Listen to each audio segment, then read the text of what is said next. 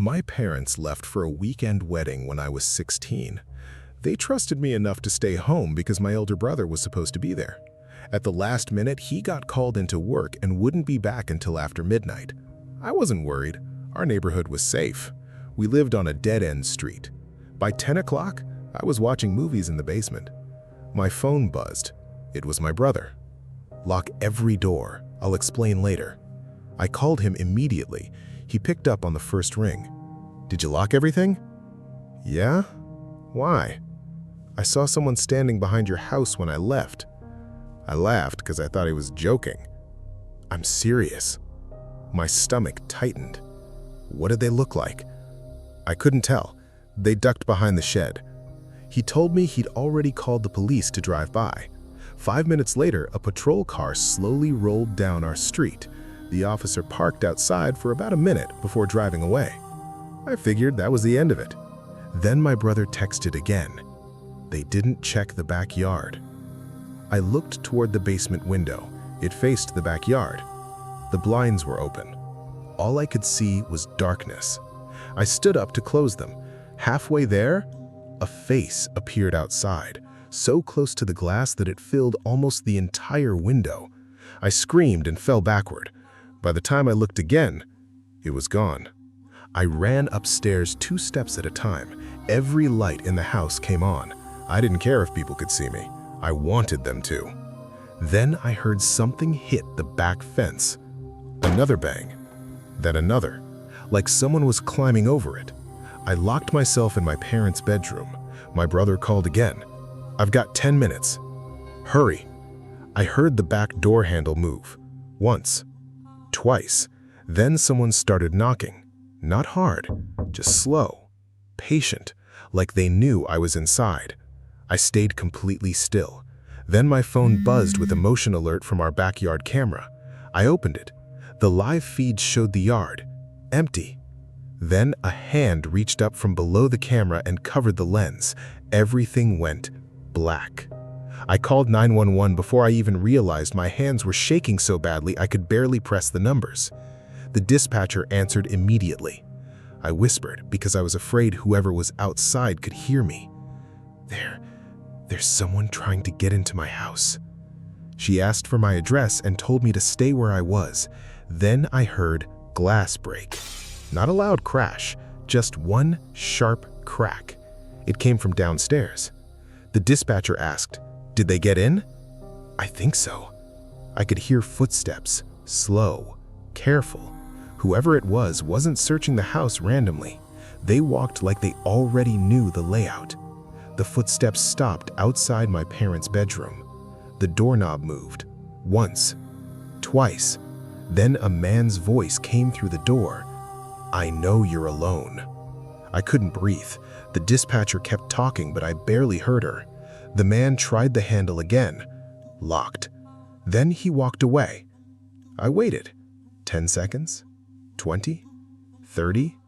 Nothing. I thought maybe he'd left. Then I heard footsteps above me. I froze. Above me? My parents' bedroom was on the 2nd floor. There shouldn't have been another floor above us. Then I realized the sound wasn't above me. It was on the roof. Someone else was up there. A loud thud landed directly over my head. Another followed. They were moving toward my bedroom window from the outside. I slowly looked at the curtains. A shadow crossed them. Someone was standing on the small roof over the front porch. Then came 3 slow taps on the glass. Tap, tap, tap. Police sirens echoed outside almost at the same time. The shadow disappeared instantly. Officers searched the property for nearly an hour. They found muddy footprints beneath the bedroom window and pry marks on the back door. The broken glass came from the basement. Someone had smashed a small window but never climbed through. The officer believed there had been at least 2 people, one trying the doors, the other watching the upstairs windows. My brother arrived while they were still there. He admitted something he hadn't told me earlier. When he'd left for work, the man behind the shed wasn't alone. He'd only mentioned one person because he didn't want me to panic. There were 2. Neither of them were ever identified. A few months later, another family 2 streets away reported almost the exact same thing. Someone knocking politely, trying doors, watching windows. No arrests were ever made. To this day, whenever I hear 3 slow knocks at night, I don't go anywhere near the door.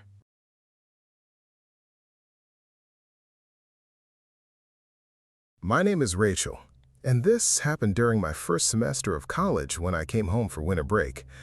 My parents worked night shifts at the hospital, so I spent a lot of evenings alone. Nothing about our neighborhood felt dangerous. It was quiet, small. Everyone knew everyone. Which is why I noticed the unfamiliar van parked across the street. It had no company logo, no license plate on the front.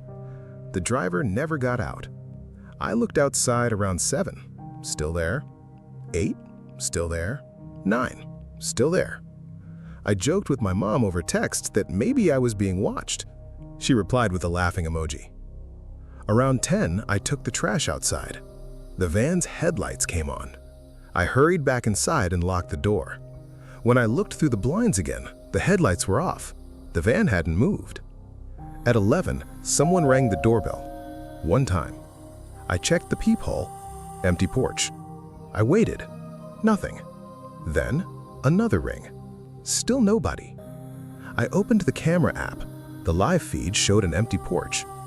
Then, for less than a second, someone leaned into the camera from the side, just enough for half of a face to appear. They smiled, then disappeared again. I jumped back from my phone. The doorbell rang a 3rd time. This time, I ignored it. A few minutes later, my phone vibrated. Motion detected. Backyard. I opened the clip. Nothing. Then I noticed the reflection in our sliding glass door. Someone was standing just outside the camera's view, watching the house, not moving, just standing there. I grabbed the kitchen knife my dad kept in a drawer. My hands wouldn't stop shaking. Then every motion alert started going off at once. Front yard, backyard, garage, side gate, one after another, like multiple people were walking around my house. I called 911. The dispatcher asked if I could see anyone. Before I answered, someone tried the back door handle. Once, twice, then harder. The lock held. For now. The dispatcher told me to stay on the line and lock myself in a room. I backed into the laundry room because it was the only place without windows. The back door stopped shaking. For a few seconds, everything went quiet. Then I heard footsteps on the deck. Not one person, more than one. They weren't trying to be quiet anymore. One set moved toward the garage, another stayed outside the kitchen. The dispatcher asked, "Do you know how many there are?" I don't know. Before she could respond, the garage door began rattling. Someone was trying to force it open. I could hear metal scraping against metal. Then a loud bang. Another. The 3rd one sounded like something heavy had hit it. My dog started barking from upstairs. He never stayed upstairs at night. He'd followed me there without me noticing. His barking turned into growling. Then it stopped all at once. That scared me more than the banging. The dispatcher told me officers were only a few minutes away. It felt like an hour. I slowly opened the laundry room door just enough to look into the hallway. The kitchen light was still on. Nothing looked out of place. Then I heard the refrigerator door open, a soft suction sound. Someone was inside my house. I slammed the laundry room door shut and locked it. The dispatcher heard it too. "Rachel, stay where you are." Footsteps crossed the kitchen, slow, patient, like whoever it was wasn't in a hurry. Then, they stopped outside the laundry room. Silence. A soft knock came from the other side. 3 slow knocks. Knock, knock, knock. Exactly like someone politely asking to come in. I held my breath. A man's voice spoke quietly. "I know you're in there." I didn't answer. "I just want to talk." His tone stayed calm. That somehow made it worse. Then he laughed, not loudly, just enough for me to hear it. A minute later, I heard sirens. the footsteps ran. A back window shattered. By the time officers searched the house, nobody was there. The refrigerator door was open. A bottle of water sat on the counter. Someone had taken it out while walking through our kitchen. The officers found muddy shoe prints leading from the broken basement window. Whoever entered had climbed in through a small window we never locked. They never caught him. The strange van was gone before police arrived. A week later, detectives showed us security footage from a gas station 2 miles away. The same van, parked there, waiting. 3 men climbed inside. One of them looked straight into the camera. It was the same man who smiled into my doorbell camera. I never stayed alone in that house again. Sometimes, I still wonder what would have happened if I had answered the door the first time.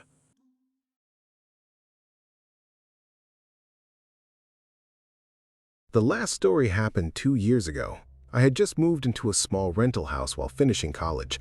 It wasn't isolated, but the houses were spread far enough apart that you couldn't hear your neighbors unless you were outside. My roommate had gone home for the weekend. It was my first night completely alone there. Around 11, I heard someone walking on the gravel beside the house. I ignored it. People sometimes walk their dogs late at night. A minute later, the footsteps stopped directly outside my bedroom. I looked through the curtain. Nothing. My phone buzzed. It was a notification from the smart lock. Front door unlocked. I frowned. I knew I'd locked it. I checked the app. It now showed the front door as locked again. I figured it had glitched. Then another notification appeared. Back door unlocked. Before I could react, it changed to back door locked.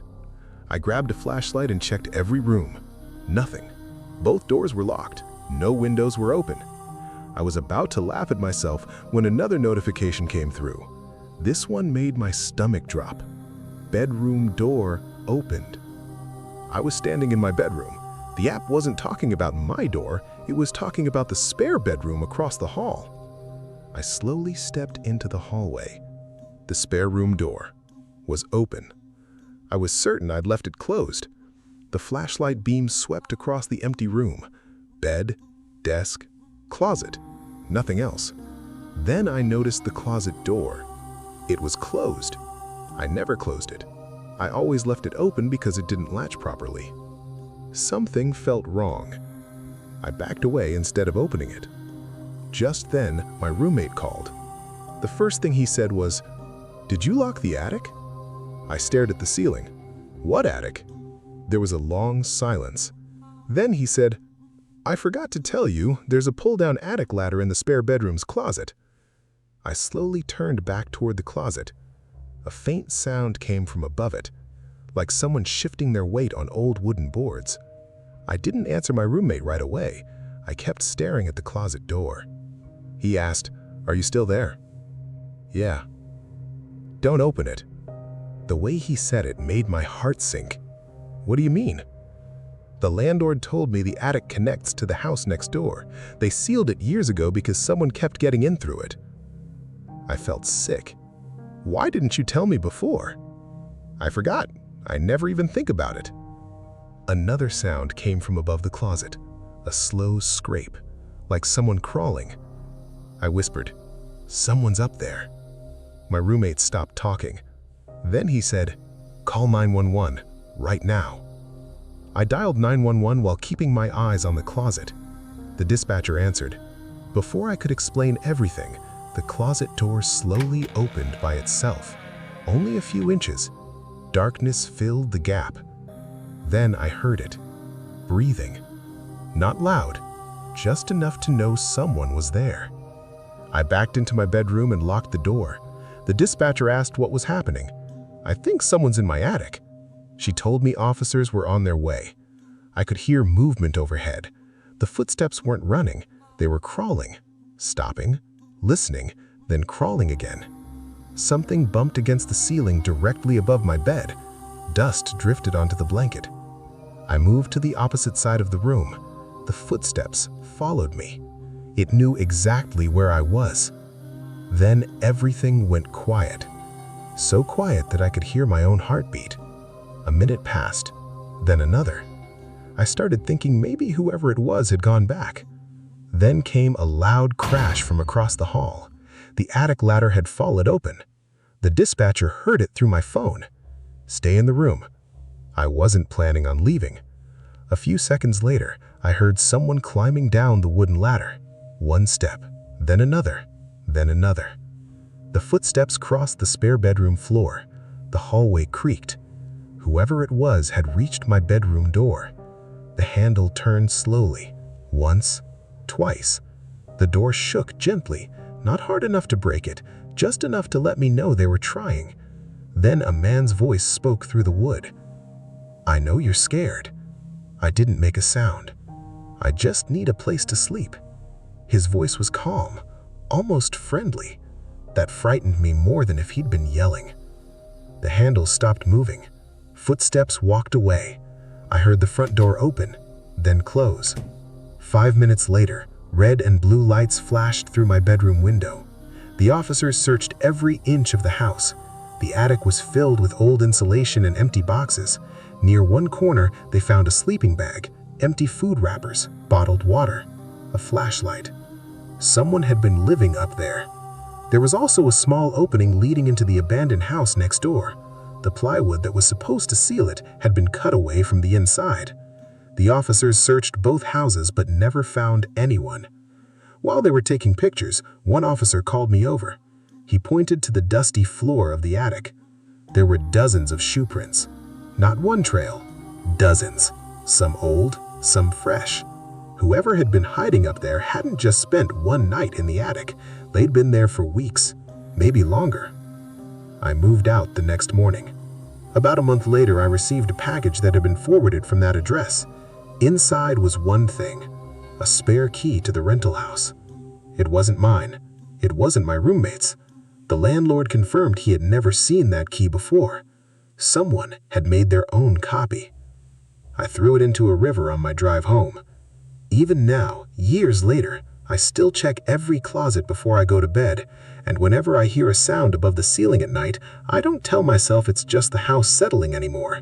I remember that there are some noises with perfectly ordinary explanations. Sometimes, the explanation is that someone is already inside.